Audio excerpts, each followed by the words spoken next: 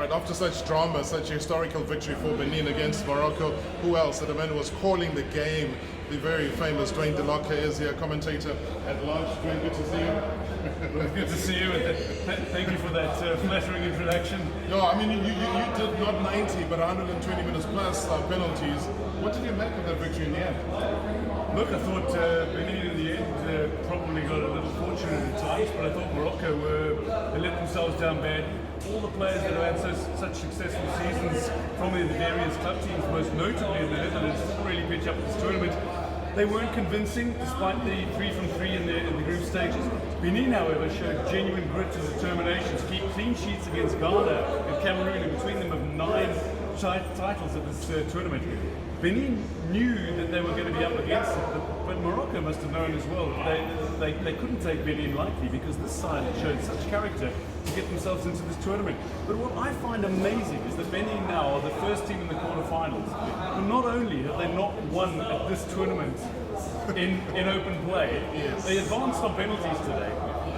But in 13 matches at the Africa Cup of Nations in their entire history, they've never won a match.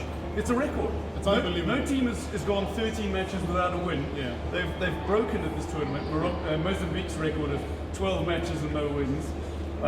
I'm astonished by this, but I think if you're looking at heart, character, determination, and I really felt for Jordan Adeoti today. Yeah. I mean, this is a man who, for the first 75 minutes, was flawless. He played brilliantly, he did what they needed to do on the ball, and then he gave the ball to Boussoufa, who fed it for him nicely for the equaliser. And you look at a moment like that and how it changes things. And then with Cessignon, eventual man of the match, comes in for the one late challenge of the whole game. It's a penalty on Ziyech. But Ziyech, opportunity there to win it in 90, fails to take it. Just so many layers of intrigue that were thrown out in the match that, to be fair, didn't light up until the second half. But how it finished, and the red card as well, I'm flabbergasted. A player who's trying to help his teammate, He gets second a red. yellow comes. I was going to ask you about referee Cavallo, because he almost became the story, which is always unfortunate for a game of football of any nature. What did you make of his officiating all round?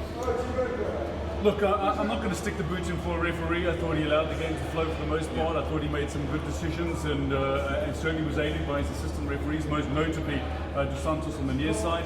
But there were a couple of decisions where I'm surprised that a player with a wedding ring was allowed on the field to play in the first place. This should have been. You need to check this before the game starts.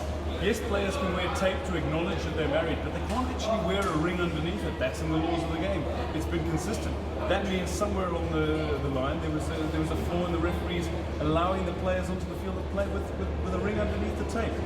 After this, we see a decision then being taken where a player comes to help his teammate who's on the floor with cramp. He's got his leg on it. The referee comes and touches him.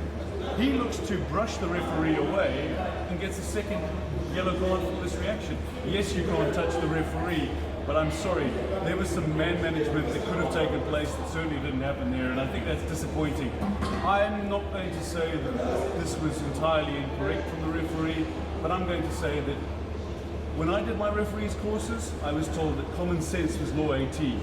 And I didn't see that being displayed on the field tonight. 100%. I fully agree with you, because it was lacking today. I just think you needed to manage the game that much more. What's your next game that you're calling, Duane? I've got the very exciting West African derby between Mali and Côte d'Ivoire, so very excited about that. Heading off to the Suez Stadium again, and we're going to be commentating between two West African giants. And Mali have been an exciting team to watch. They can score goals. Côte d'Ivoire have been a little speculative in front of goals, except for the game against Namibia. But that's it. West African derbies can be fun to watch. All right, that's the man here. Center stage commentary here at the Africa Cup of Nations in Egypt. We've seen a big shock, a big disappointment, maybe for Morocco. Duane Dell'Oca, as always, sir. Thank you very much indeed. The one and only.